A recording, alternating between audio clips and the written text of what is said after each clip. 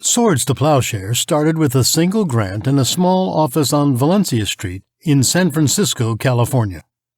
Now, over 45 years later, with an annual budget of $25 million, they are still doing the same thing they set out to do: heal the wounds of war, restore dignity, hope, and self-sufficiency to all veterans in need, and prevent and end homelessness and poverty among veterans.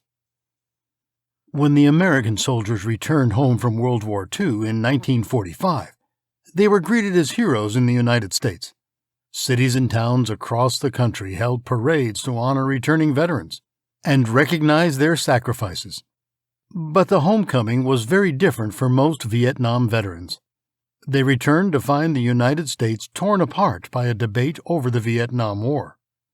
There were no victory parades or welcome home rallies. Instead, most Vietnam veterans returned to a society that did not seem to care about them or view them with distrust and anger.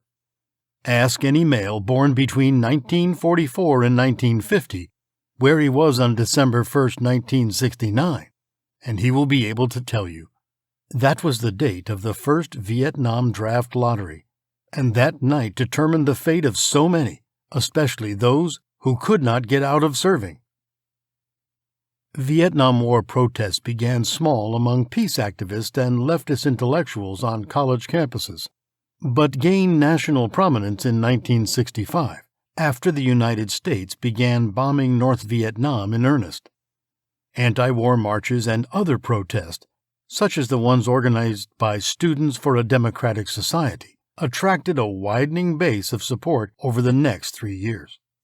Peaking in early 1968, after the successful Tet Offensive by North Vietnamese troops proved that the war's end was nowhere in sight. Many of the young men who fought in Vietnam had a great deal of difficulty readjusting to life in the United States. Some struggled to overcome physical injuries, emotional problems, or drug addictions from their time in Vietnam. Others had trouble feeling accepted by their friends and families. Some returning soldiers blamed their situation on the anti-war movement and developed a deep resentment toward anti-war protesters. But many other veterans began to question the war and their own actions in it. John Kerry, a Vietnam veteran who later became a U.S. Senator, remembered how he felt shortly after returning home from the war. There I was, a week out of the jungle, flying from San Francisco to New York. I fell asleep and woke up yelling. Probably a nightmare. The other passengers moved away from me. A reaction I noticed more and more in the months ahead. The country didn't give a care about the guys coming back or what they'd been through. The feeling toward them was, stay away. Don't contaminate us with whatever you've brought back from Vietnam. This type of reaction made many veterans feel alone and isolated from the rest of American society. By the war's end, the U.S. anti-war movement had amassed an impressive record of nonviolent action. Over a decade of organizing, actions had included mass protest in vigils, sit-ins, occupations, and blockades, a conscientious objection, draft resistance, and desertion, guerrilla theater, obstruction of military recruiters, arms shipments and personnel, petitioning and letter-writing campaigns, and destruction of draft files. As a society, Americans have carried around a pang of collective guilt about the way they treated Vietnam veterans. They tried to make it up to them with a wall in Washington, D.C., hoping it might offer some healing. It did and does, but many still recognize the need for more work to help our returned veterans. To address these concerns, a nonprofit organization called Swords to Plowshares was started in the San Francisco Bay Area. The organization was established in 1974. The company's name comes from the Bible story in which Isaiah calls on the people to take their materials used for war and turn them into tools for times of peace. The direct Bible verse reads, "And he shall judge among the nations, and shall rebuke many people, and they shall beat their swords into plowshares, and their spears into pruning hooks. Nation shall not lift up sword against nation, neither shall they learn war any more." The imagery is a fitting analogy for young men returning from war, many of which have never received any training outside of war-based training. Many veterans do not know how to turn their swords into something useful like a plowshare. For this reason, they state, when their service ends, our mission begins. The Swords to Plowshares is dedicated to supporting nearly 3,000 homeless, low-income, and at-risk veterans in the Bay Area every year. They have historically offered and continue to provide employment and job training, supportive housing programs, permanent housing replacement, counseling and case management, as well as legal services to veterans. The Swords to Plowshares state, war causes wounds and suffering that last beyond the battlefield.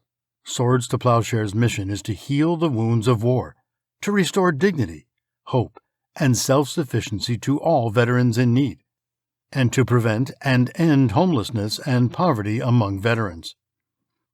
Their mission is that all veterans will have access to the care and services they need to rebuild their lives. Their services support veterans in 3 key areas. 1. Health and wellness. 2. Housing support. And 3. Financial and legal support. Swords to Plowshares offers case management for veterans, counseling and support groups, and Veterans Affairs and VA healthcare enrollment to improve health and wellness. To address the severe need of homelessness among veterans, they help veterans connect to the resources they get, keep permanent housing, and provide housing for 500 veterans in their supportive housing programs. They will work one-on-one with veterans to determine the best options for them to meet their individual housing needs.